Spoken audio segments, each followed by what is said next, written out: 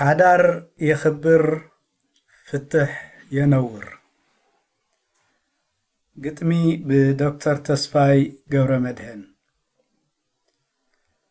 ሎሚ ሰንበት አብዛ ብርኽቲ መዓልቲ ስምዑ ዝተፈታሕኩም ክነግረኩም ሓንቲ ስምዓ ዝተፈታሕክን ክነግረክን ሓንቲ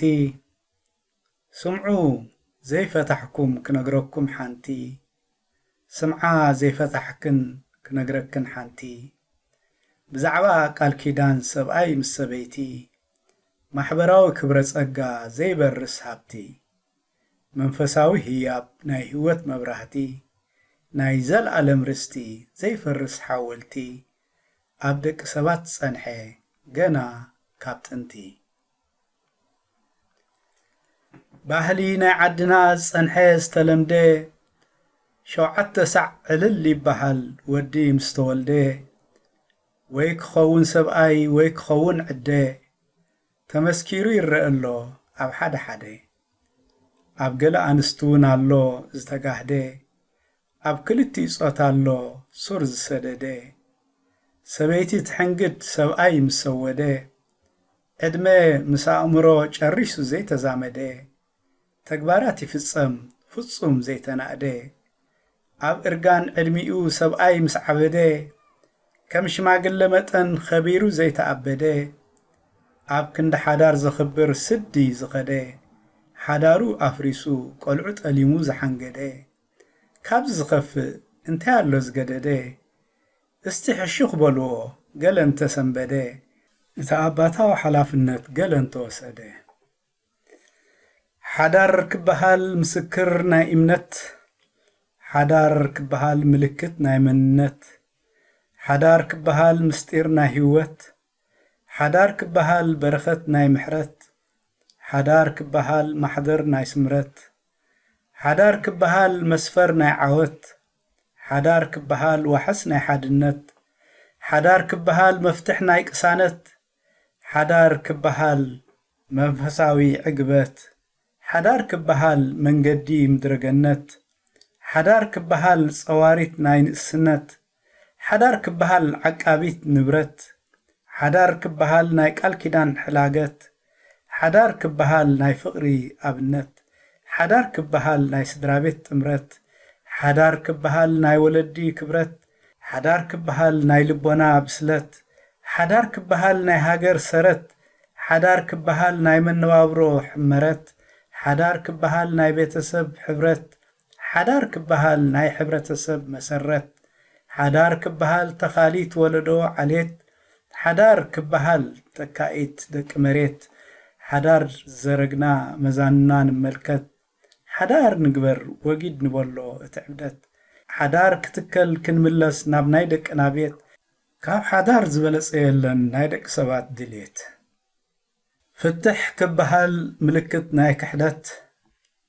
ፍትሕ ክበሃል ምስክር ናይ ጥልመት ፍትሕ ክበሃል መለለይ ናይ ሕስረት ፍትሕ ክበሃል መፍደይ ናይ ክፍኣት ፍትሕ ክበሃል መበገሲ ናይ ህውከት ፍትሕ ክበሃል መንገዲ ጥፍኣት ፍትሕ ክበሃል መግለጺ ኣንነት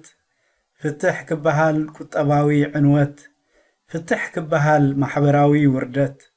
ፍትሕ ክበሃል ስግደት ናብ ጣዖት ፍትሕ ክበሃል ጉዕዞ ናብ ድኽነት ፍትሕ ክበሃል ናይ ቃል ኪዳን ግህሰት ፍትሕ ክበሃል ናይ ሕልና ሕልፈት ፍትሕ ክበሃል ናይ ስነ ምግባር ውድቀት ፍትሕ ክበሃል ናይ ሰብኣይ ንዕቀት ፍትሕ ክበሃል ናይ ሰበይቲ ቅለት ፍትሕ ክበሃል ናይ ምስትውዓል ስእነት ፍትሕ ክበሃል ናይ ስድራቤት ድፍረት ፍትሕ ክበሃል ናይ ፍኹክር ምድሪ ቤት ፍትሕ ክበሃል ናይ ቆልዑት ዕርቃነ ጥሜት ፍትሕ ክበሃል ንዓይ ጥራይ ጣዕመኒ ማለት ፍትሕ ክበሃል ጎደሎ ሕድገት ፍትሕ ክበሃል ኣብ ቅድሚ ኣምላኽ ሕፍረት ናብ ሓዳርና ንመለስ መሬት ከይጸልመተት ኣበይ ከደ ሕጊ ኣበይ ከደ ፍርዲ ኣበይ ከደ ፍቕሪ ኣበይ ከደ ሕድሪ ኣበይ ኣተወ ሓቂ ኣበይ ኣተወ ዕርቂ ኣበይ ኣተወ ጽምዲ ኣበይ ኣተወ ዕጥቂ ኣበይ ኣበለ እምነት ኣበይ ኣበለ ኽብረት ኣበይ ኣበለ ትምኒት ኣበይ ኣበለ ስኒት أبي أبل لوحات أبي أبل بالحات أبي أبل حاليت أبي أبل حونت زفتحك تردع اتنات كاودلت زفتحك تردئي اتنات كفشلت حدارك تكل يدلي ملؤ حلافنت أفتح زلو صعبوك تتو متهللخ كنات حيت تولعو حدار كابز همخ أبيتو سيئول حدار كابز النواح فتح يوسد كم أمارات فتح صعبيناتو بزح حداري بالفحفح قلعو يهسيو سأقماتهم يبازح أبو أيركبن أبدرار أب مساح كم مفتح يحيش سأقم كم مفتح مررداء يمرز اتمنفساو سراح ناب حدار مملاس بتعصاب من نسح بيت كريستيان صعر تكبر فتح كي الرابح حدار انت سمره نفتح هاي عندرن حدار انت عمره نفتح هاي عنترن حدار انت مكره نفتح هاي فكرن حدار انت سعره فتح هاي سررن حدار التخبره فتح هاي ودادرن حدار التخبره قال كيدان هاي دفرن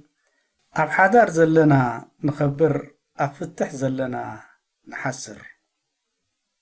زفتحنا فالول كنا استرفنا برختني حدار جنا خيفلتنا ني حدار لزا جنا كيستمقرنا مصوار كم زدلي جنا خي جمتنا نمردا أخل جزي جنا كيهابنا عبدك ناز فطر صقم كي ذكرنا بسمعت تدرخنا حدار زفرسنا حدارنا كبهال صوتا دو مسيلنا حلافنت حتت بوغن كلاتنا حدارنا خصنع رهوا زمصالنا ግርማ ዝህበና ቆልዑና ሓቂፍና ቁም ነገር ዘለዎ ክኸውን ህይወትና ካብዝን ላዕሊ እንታይ እሞ ክንገረና ዓበይቲ ሰባት እርጋን ዘርከበና ቀልጢፍና ንሕሰበሉ ብዛዕባ ሓዳርና ኣብዛ ዝተረፈት ዕድመና ሓዲግ ከይተረፍና ሓዳር ዘለዎ ሰብ መንፈሱ ሓላል ሓዳር ዘይብሉ ሰብ መንፈሱ ሰንፈላል ሓዳር ዘለዎ ሰብ ግርማ ዝዓሰሎ ሓዳር ዘይብሉ ሰብ ናብርኡ ጎደሎ ሓዳር ዘለዎ ሰብ ወደይ ጓለይ ይብል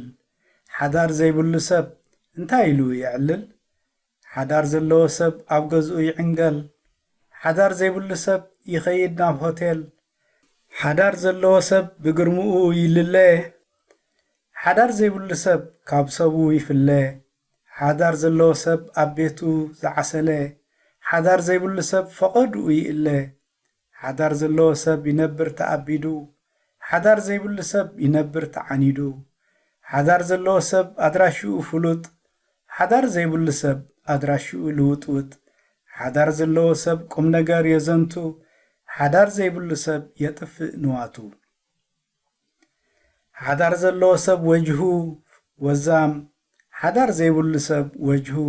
ፈሳም ሓዳር ዘለዎ ሰብ ሓድጊ ይገድፍ ሓዳር ዘይብሉ ሰብ ገደል ይጸድፍ ሓዳር ዘለዎ ሰብ ንምኽሪ ይጽዋዕ ሓዳር ዘይብሉ ሰብ መፈጠሩ ይርሳዕ ሓዳር ዘለዎ ሰብ ይስከም ሓላፍነት ሓዳር ዘይብሉ ሰብ ተሰካሚ ሕምየት ሓዳር ዘለዎ ሰብ ብጽቡቕ ይጥመት ሓዳር ዘይብሉ ሰብ መን ተባሂሉ ይግመት ሓዳር ዘኽበረ ሰብ ምስጋና ይረክብ ሓዳር ዘሕሰረ ሰብ መከራ ይጸግብ ስነ ስርዓት ይጎድል ካብ ኣተዓባብያ ሓዳር ይፈርስ ካብ ኣተኣላልያ ሓዳር ይጸንዕ መንፈስ ቅዱስ ዝወረሰ ሓዳር ይፈርስ ስርዓተ ሕጊ ዝጠሓሰ ብሃይማኖት ንመላለስ መንፈስና ክቅደስ ንሓድሕድና ንመላላእ ሓዳርና ክሕደስ ሱዳናውያን ብዕድመ ዝበሰሉ ብዛዕባ ሓዳር እንታይ ኢሎም ይምስሉ